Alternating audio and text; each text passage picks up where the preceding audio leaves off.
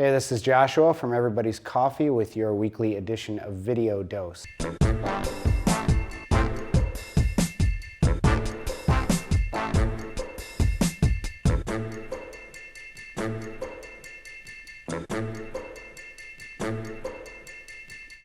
There's a couple illustrations, analogies that I like to use when I'm brewing coffee that I think is helpful in understanding what's happening when that water hits that coffee and ends up in the cup.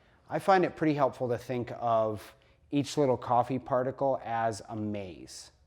Now, the reason why I use mazes as your analogy there is because what's happening is your water has to go into that coffee, that grind particle of coffee, make its way through, get stuff out of it, and then kind of come out the other side. Water goes in, and then what we call coffee, the liquid that is coffee, comes out the other side of that.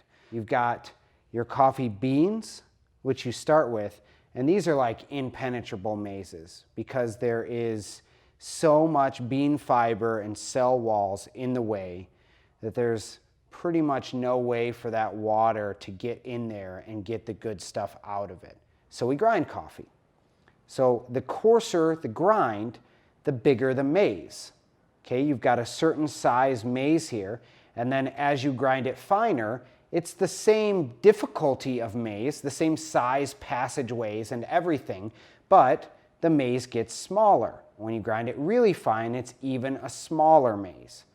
The reason why that matters is because the smaller the maze, the quicker that maze can be navigated by the water. So the bigger the maze, the longer it takes for the water to go in and back out again. So if you think of your water as almost little miners going in and cutting away at the walls of that maze, there's good stuff in there.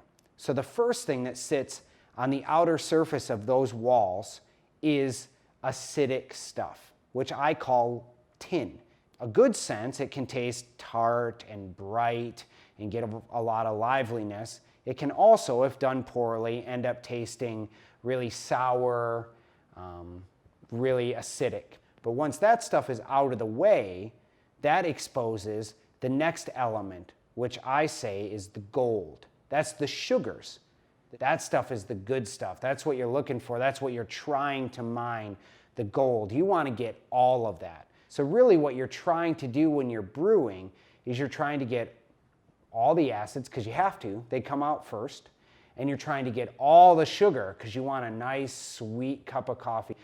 But then the next thing that starts to wash out, I liken to lead. And then you're trying to get just a little bit of bitter, just a little bit of that under layer of lead. And there's a lot of it in there. So you want just a little bit of it.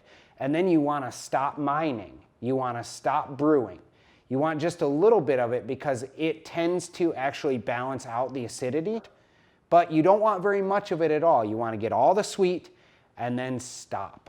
And as I said, there's a lot of lead in there, so you really want to stop so that your cup of coffee isn't bitter and drying and really unenjoyable. So this is a really simplified version of what is happening.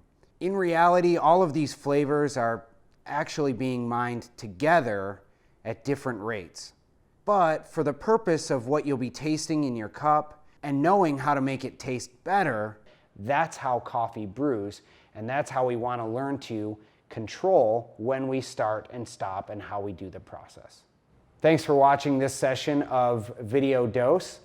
If you have any questions or comments for us, please do leave those in the comment section. And if you would like to subscribe to our weekly video, please feel free to do so on our YouTube channel.